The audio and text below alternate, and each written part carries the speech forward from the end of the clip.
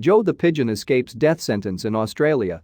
A pigeon that Australia declared a biosecurity risk has received a reprieve after a US bird organization declared its identifying leg band was fake.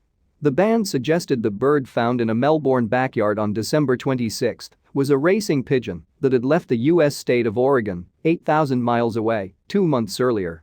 On that basis, Australian authorities on Thursday said they considered the bird a disease risk and planned to kill it.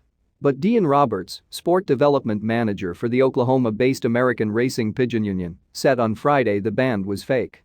The band number belongs to a blue bar pigeon in the United States, which is not the bird pictured in Australia, she said. The bird band in Australia is counterfeit and not traceable, Roberts said. They do not need to kill him. Australia's Agriculture Department, which is responsible for biosecurity, agreed that the pigeon dubbed Joe, after US President-elect Joe Biden, was wearing a fraudulent copy leg band. Following an investigation, the department has concluded that Joe the Pigeon is highly likely to be Australian and does not present a biosecurity risk, it said in a statement. The department said it will take no further action. Acting Australian Prime Minister Michael McCormack had earlier said there would be no mercy if the pigeon was from the United States. If Joe has come in a way that has not met our strict biosecurity measures, then bad luck, Joe. Either fly home or face the consequences, McCormack said. Martin Foley, health minister for Victoria state where Joe is living, had called for the federal government to spare the bird, even if it posed a disease risk. I would urge the Commonwealth's quarantine officials to show a little bit of compassion, Foley said.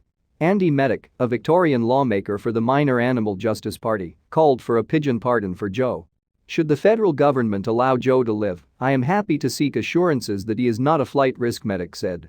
Melbourne resident Kevin Celli-Bird, who found the emaciated bird in his backyard, was surprised by the change of nationality, but pleased that the birdie named Joe would not be destroyed.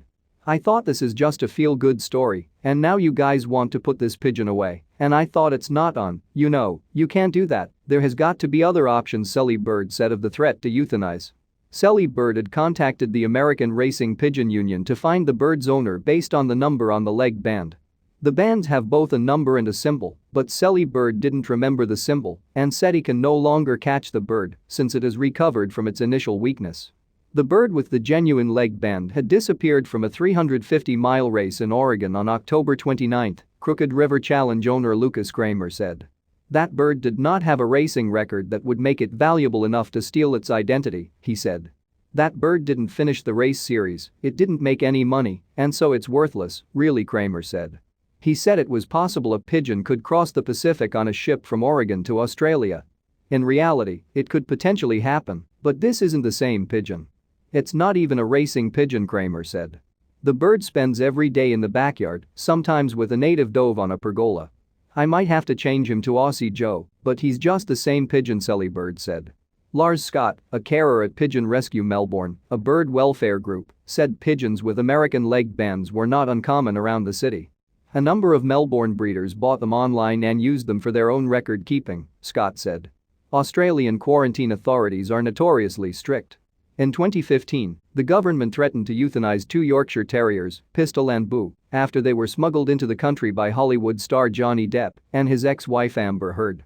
Faced with a 50-hour deadline to leave Australia, the dogs made it out in a chartered jet.